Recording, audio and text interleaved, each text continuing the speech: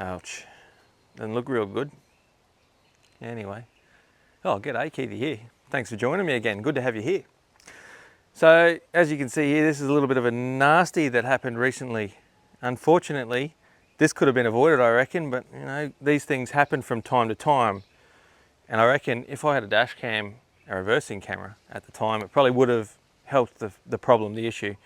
Unfortunately, it didn't. But as you see up here, there's a reversing camera now on this Range Rover, and this is actually a review of the GKU D100 dash cam front and rear setup that I've been asked to do. And I tell you what, no better time than now, because stuff like this is not cheap to repair. So if I'd had it in the first place, it might not have happened, might have been able to avoid it. So grab a coffee, guys, whatever your beverage is, and come along for the ride. We'll have a bit of a chat about this dash cam setup.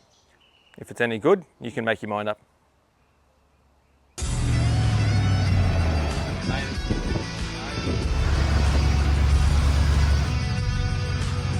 we couldn't go without checking this out. Right, preparing tyres now. G'day, Keithy here. G'day, Keithy here. G'day, Keithy here.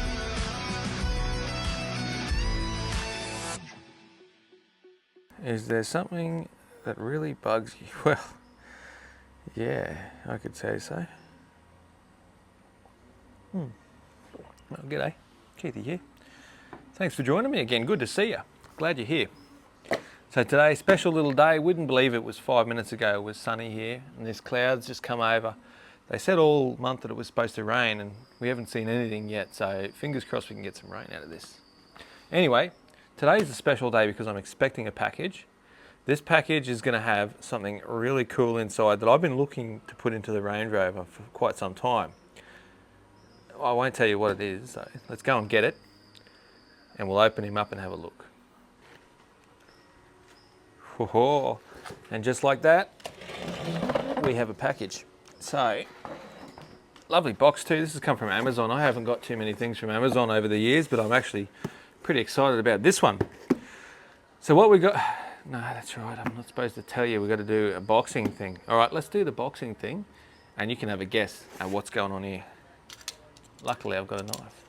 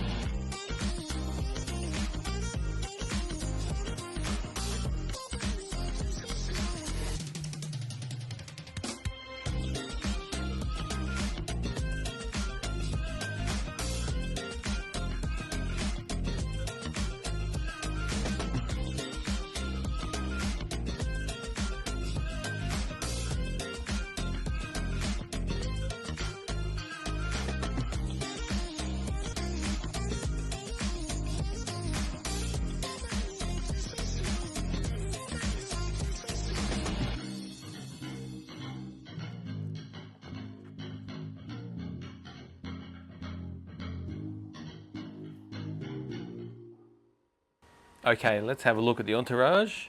I'm sure you can understand what it is now you've had a bit of a look. It's the GKU D100 dash cam, the dual dash cam. It's got front and rear dash cameras, and this is what we've got here. Obviously we've got the box, we've got the little warranty card, so that's very important to fill that out. 12-month warranty on that. It's got a little 40% off tag here for oh, it's got $60 off on the back as well. You can have a read of that if you're interested. Rings of power. That sounds pretty cool. So I've taken the dash cam out of the little bag already. As you can see, this is the one that goes onto the front. It's got a nice little label on the back that tells you what goes on, and a really large looking screen. It's actually quite a semi-weighty little product, I'd say, so it feels like it's well made. We'll test that one out. In this bag here, we've got the cable that goes into your SIGI socket, and then the other end obviously goes into the dash cam. This bag here has got the little suction cap that'll go on your windscreen so that the dash cam can go onto your windscreen. There's a little helper to get your dash cam on and off the windscreen. And then we've got the cables here to get the rear dash cam. It's not really a dash cam, is it? It's a rear camera onto your rear windscreen.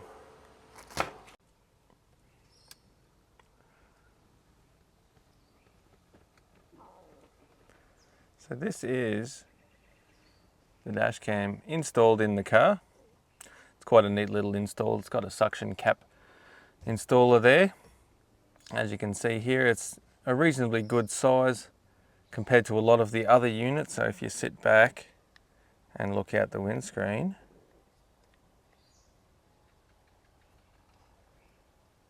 you can see it's not in the field of vision, so it's not going to block what I'm doing while I'm driving along, but it's in a good enough position that I can look while driving and actually see what's going on.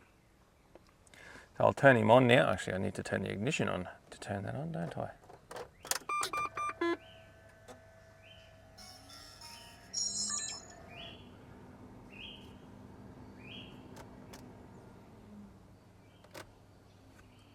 And there you go. Now, I don't understand why it has that error that comes up straight away every time. There is a card in there, as you can see, and that is a 125 gigabyte card, so it's a very big card.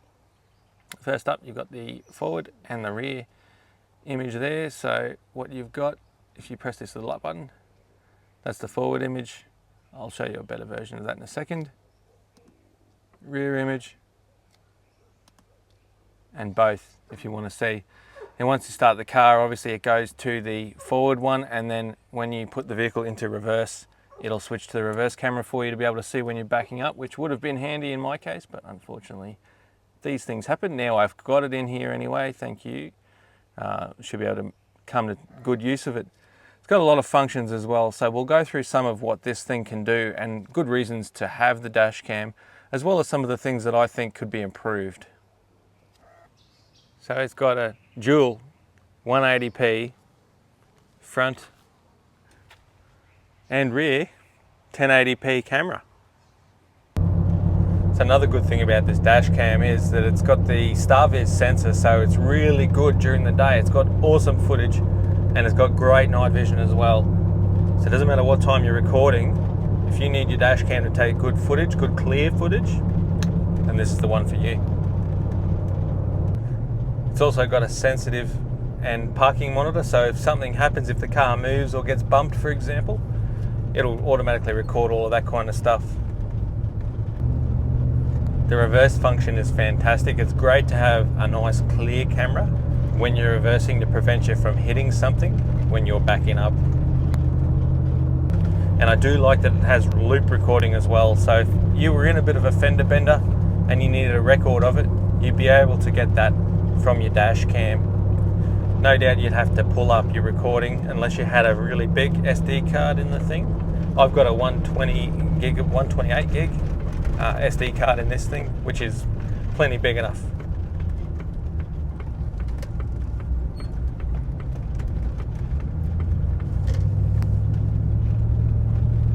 So I think it's great for off-roading. If you're into four-wheel driving as well, number 6 is going to take your fancy, because it allows you to have a bit of a better view of what you're doing when you're four-wheel driving. So you can see we're going through the bush here. Quite rough through here. It also allows you to record a memory of the trip. So if you've gone four-wheel driving and you want to get a little bit of footage, maybe you couldn't get that recorded footage on, say, a phone or a camera, then you have the option to use the dash cam footage. And I guess one of the key features of a dash cam anyway, and this is a big positive, if you are in an accident, you have got proof. If something else happens, say for example you witness another car crash, pardon me, then your dash cam might also record that, and you can hand that on to the authorities as necessary. Along with that, there's many other things that you can see while driving that this dash cam can see, and by recording that, you've got a definite record of something that has happened. And you know what? I'm going to add an extra final one. I think that this is absolutely great value for money. So if you head down to the Amazon link in the description and have a bit of a look, I think you'll also find that the price is extremely, extremely good for what you're getting here. Beautiful. One of the negatives that I've got, I think every dash cam should have a GPS in it. Not only to locate you, so for example, if you were in an accident, you can get the exact location of where the accident was, but also it's going to record your speed, time, date, everything with the GPS having the GPS signal. It might not seem like much, but it could save you from getting speeding tickets as well when the GPS can monitor your speed more accurately than your average vehicle speedometer. Another thing that bothers me a little bit is that these actually clash.